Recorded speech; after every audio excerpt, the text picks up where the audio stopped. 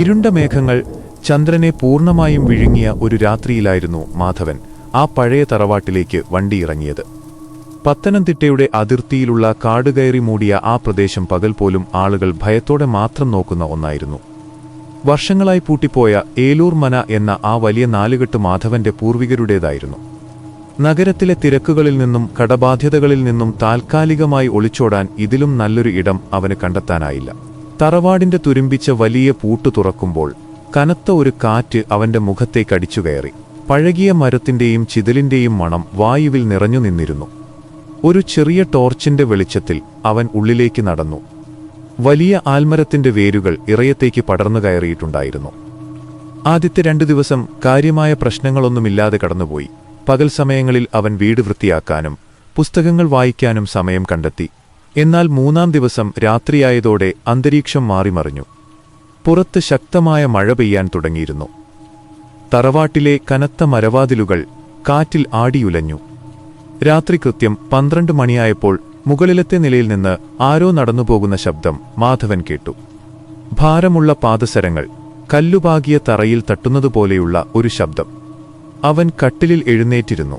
കാറ്റിന്റെ ശബ്ദമായിരിക്കുമെന്ന് സ്വയം ആശ്വസിപ്പിക്കാൻ ശ്രമിച്ചെങ്കിലും ആ ശബ്ദം അവന്റെ തൊട്ടുമുകളിലുള്ള മേൽക്കൂരയിൽ കൃത്യമായി കേൾക്കാമായിരുന്നു. ധൈര്യം സംഭരിച്ച് ടോർച്ചുമെടുത്ത് അവൻ മുകളിലത്തെ നിലയിലേക്ക് പടികൾ കയറി. ഓരോ പടിയും ചവിട്ടുമ്പോൾ മരത്തിന്റെ കൊരകൊരാ ശബ്ദം ആ നിശബ്ദതയിൽ ഭീതി ജനിപ്പിച്ചു.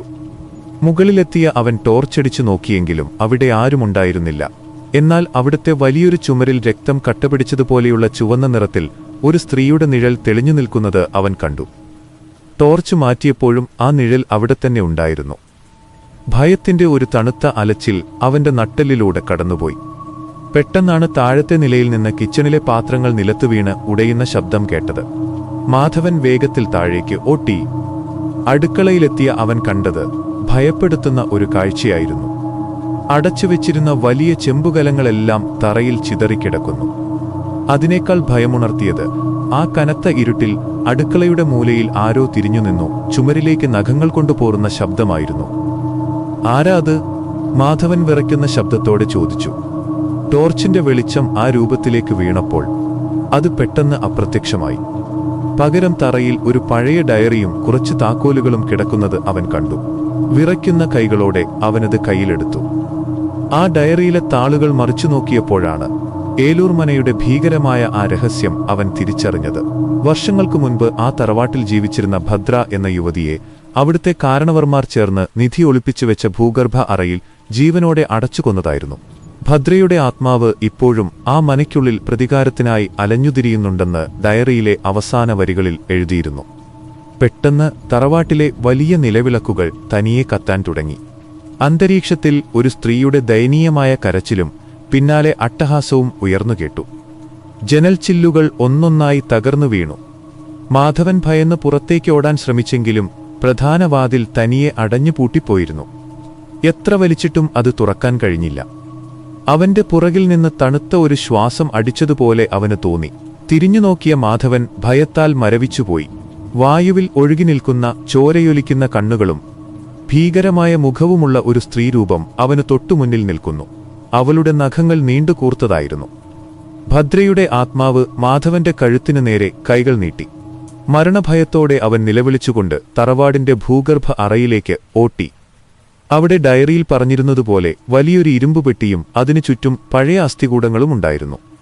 ഭദ്രയുടെ ആത്മാവ് അവനെ പിന്തുടർന്ന് ആ അറയിലേക്കുമെത്തി.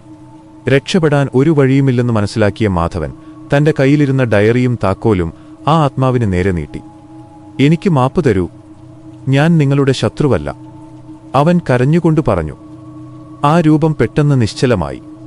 അവളുടെ കണ്ണുകളിലെ ക്രോധം മാറി കടുത്ത വിഷാദമായി. വർഷങ്ങളായി തന്നെ ഈ തടവറയിൽ പൂട്ടിയിട്ടതിന്റെ രഹസ്യം പുറം ലോകം അറിഞ്ഞു എന്ന ആശ്വാസത്തിലെന്ന വണ്ണം ആ രൂപം മാധവനെ നോക്കി ദയനീയമായി ഒന്ന് പുഞ്ചിരിച്ചു. പെട്ടെന്നൊരു വലിയ പുകപടലമായി മാറി ആ ആത്മാവ് വായുവിൽ ലയിച്ചുപോയി. തറവാടിന്റെ വാതിലുകൾ തനിയെ തുറക്കപ്പെട്ടു. നേരം വെളുക്കാൻ തുടങ്ങിയിരുന്നു. സൂര്യന്റെ ആദ്യകിരണങ്ങൾ തറവാട്ടിലേക്ക് അടിച്ചുകയറിയപ്പോൾ മാധവൻ ആ ഡയറിയുമെടുത്ത് ജീവനും കൊണ്ട് പുറത്തേക്ക് ഓട്ടി. ഏലൂർ മനയുടെ ഭീകരതയ്ക്ക് അന്നത്തോടെ അവസാനമായെങ്കിലും ആ രാത്രിയിലെ ഭയം മാധവന്റെ മനസ്സിൽ ഒരു വലിയ മുറിവായി എന്നും ബാക്കി നിന്നു.